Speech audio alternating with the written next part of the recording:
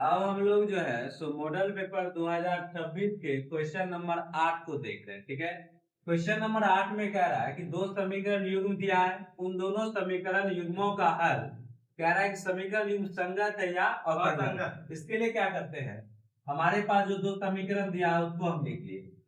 इन दोनों समीकरण को जब हम व्यापक रूप से इसकी तुलना करते हैं तो हमें पता चलता है a1 का value 2, b1 minus 3, c1 4, a1 2, b1 minus 3, c1 4, a2 यहाँ कुछ नहीं तो किसकी तुलना मानेंगे, एक, a2 1, b2 2 और c2 क्या है -5।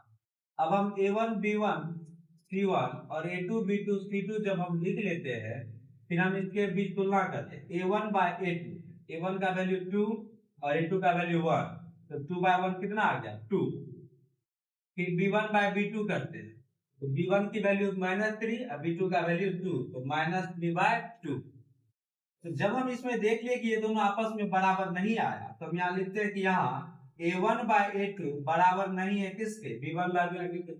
और हमें पता है इसकी तीन शर्तें होती है, a1 बाय a2 बराबर नहीं है b1 बाय b2 के, तब हम कह सकते हैं कि दिया गया समीकरण क्या है, संगत। यहाँ तीन शर्तें क्या सब होती है, a1 by a2 does not equal to b1 by b2, फिर होता है a1 by a2 equal b1 by b2 equal c1 by c, और तीसरा कंडीशन होता है a1 by a2 equal b1 by b2 does not equal to c1 by। इसमें हम जानेंगे कि इसका आलेख जो होता है वह प्रतिच्छेदी और इसके हलों की संख्या अद्वितीय है और यह समीकरण निकाय संगत या इसको हम कह सकते हैं अविरोधी है। फिर जब तीनों बराबर होता है तो इसके आलेख संपाती होते हैं और इसके अनेक हल होते हैं और यह संगत, अविरोधी और इसको एक और नाम बोलते हैं आश्रित। और जब a1 by 2 equal b1 by b2 does not equal c1 by c2 तो इसके आलेख समांतर होते हैं, इसके कोई हल नहीं होते और इसे हम लोग कहते हैं असंगत या 208 पे नहीं आया कुछ का जब छोड़ेंगे नहीं सर का सबका लगेगा रखना दे।